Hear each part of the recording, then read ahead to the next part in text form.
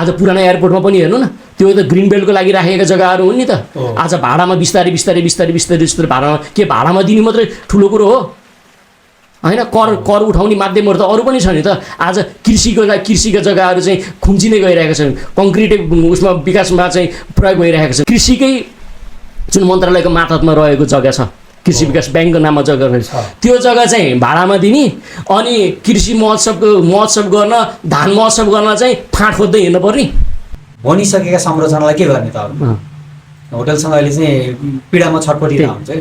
होटलहरू अग्ला अग्ला अब अग्ला बनेका बिल्डिङलाई कसरी उसलाई संरक्षण गर्ने, ट्र्याकमा राख्ने, नेसनल इन्कमको कुरा हो। होटल इन्डस्ट्री जतिको राम्रो अर्को इन्डस्ट्री रहन्छ नेपालमा फरेन करेन्सी अर्निङको लागि। वाटर स्पोर्टको एक्टिभिटिजहरू अझै बढ्नुपर्छ, तर चाहिँ ठाउँहरू तोक्नुहोस् होइन? ठाउँहरू चाहिँ एउटा निश्चित ठाउँहरू तोकेर पनि त्यो व्यवसायलाई पनि गर्न सकियो भने चाहिँ पर्यटकहरू त्यता पनि डाइभर्ट हुन सकिन्छ नि। अब रैथाने भनौँ न, त्यो उनीहरूलाई त पेटमा लात हानिसक्यो, अब उनीहरूको त रोजीरोटी छैन।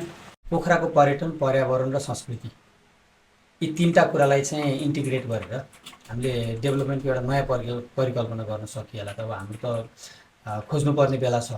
हाइवेमा त मिनिमम 60 को स्पिडमा चाहिँ गाडीहरू रफ्तारमा कुदिरहेको हुन्छन्, अत्याधिक दुर्घटना भइरहेको छ। अन्तर्राष्ट्रिय नियमअनुसार त्यो हाइवेले चाहिँ मापदण्ड नै छैन, मापदण्ड पुरै गर्दैन क्या। हाइवेमा जेब्रा क्रस हुँदैन, आकाशे पुलहरू हुन्छन् त्यहाँ।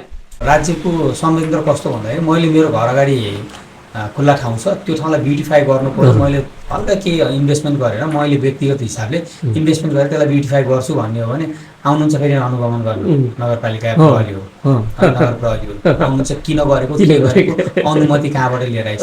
राम्रो काम गर्दाखेरि त्यो चिन्ता नहुनु पर्ने नि।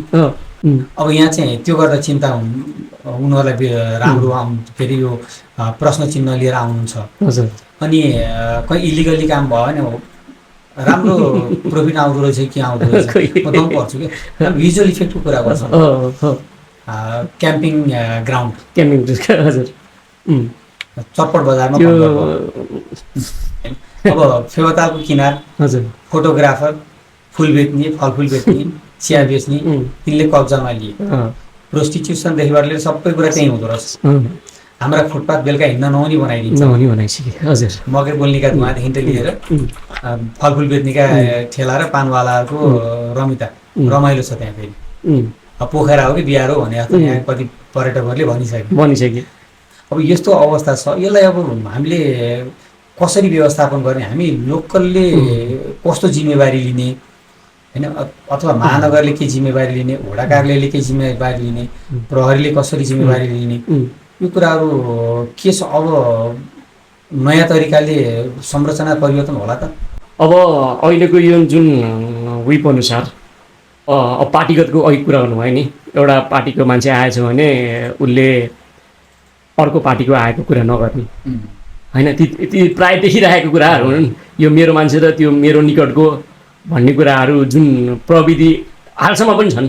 तर अब मलाई लाग्छ कि अब नागरिकहरू सचेत भइसके।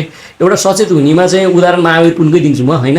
म्याग्देली जनताले प्रतिनिधि सभा सदस्यमा होइन महावीर पुन जस्तो मान्छेलाई स्वतन्त्र जिताउन सके होइन। राष्ट्रिय स्वतन्त्र पार्टीले पनि आफ्नो निकालेर उसलाई समर्थन गर्यो नि त। भनेपछि स्थानीय सरकारहरूमा पनि स्वतन्त्र राम्रा छवि भएका व्यक्तित्वहरू छन् भने उनीहरूलाई समर्थन गर्न सकियो भने दीर्घकालीन रूपमा चाहिँ विकास योजना र समग्रमा उसले पक्षपात नगरिकन काम गर्न सक्छ भन्ने उदाहरण त देखिसकेको छ नि त। अब हाम्रै पर्यटकीय ठाउँलाई चाहिँ अब गरिब पनि बिचरा अब जो पीडित छ त्यसलाई त राज्यले हेर्ने पनि दायित्व हो नि, जो भूमिहीन छ तिनीहरूलाई हेर्ने राज्यले हेर्ने पनि दायित्व हो नि त होइन। तर सरकारी र सार्वजनिक जग्गालाई सुरुमा चाहिँ व्यवस्थित गर्ने त राज्यको दायित्व पनि हो नि। उदाहरण अघि क्याम्पिङ चौरकै कुरा गर्नुभयो होइन, त्यहाँ अब चटपटेदेखि लिएर त्यो हेर्दै एउटा त्यो बिहारको पनि एउटा थर्ड क्लास ठाउँ जस्तो देखिएको छ होइन। अनि स्थानीयको पनि दायित्व हो, क्षणिक रकममा चाहिँ हामी रमाउने होइन क्या।